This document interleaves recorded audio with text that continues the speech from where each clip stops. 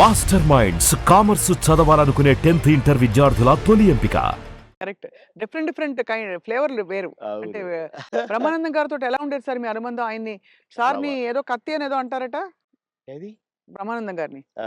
ఆయన పదునైన కత్తెనో ఇంకేదో అంటారని ఏదో అంటారు. అబ్బే! కాదు. మా భరణి గాడు తనికెళ్ళ భరణి వాని గురించి రాశాడు.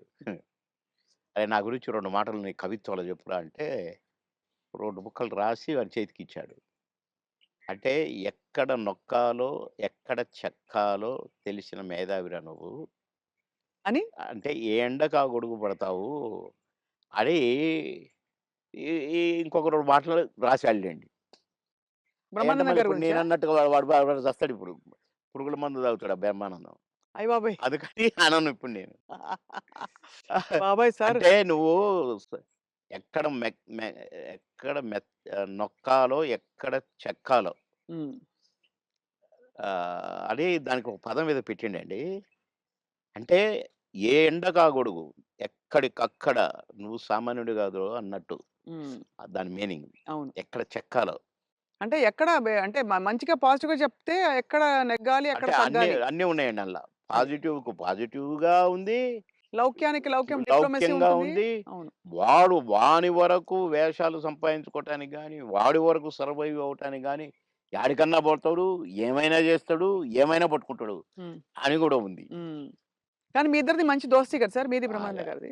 ఇక బావ ఒరే! ఒరే! అనుకుంటాం బావ కాబట్టి బావాలే. నేనేమైనా అనొచ్చు వాడిని, వాడు నన్నేమైనా అనొచ్చు. అంతే గదా! అంతే అదే ఉండాలి కదా సార్ లైఫ్‌లో. వారు కోట యాక్చువల్లీ అవును. కరెక్టే కోట మీరన్నది గూడా. గారొచ్చారు పెద్ద మనిషి కాబట్టి అన్నయ్య. అన్నయ్య. చాలా పెద్దవారైపోయారు. నేనే అన్న అంటాను. హ్మ్. తమ్ముడంటాడనుకోండి. బ్రహ్మానందం అనడు అన్నయ్యని. "ఏంట్రా" అంటాడు. ఆహా! "ఏయ్! పెద్దోడిని రా అనటమే బేస్సాలే" అని నేననేది. హ్మ్. హ్మ్. అట్లా జాలీ జాలీగా సార్. బాగా. ఆ! మొన్న ఈ మధ్యనే ఫోను చేశాడు.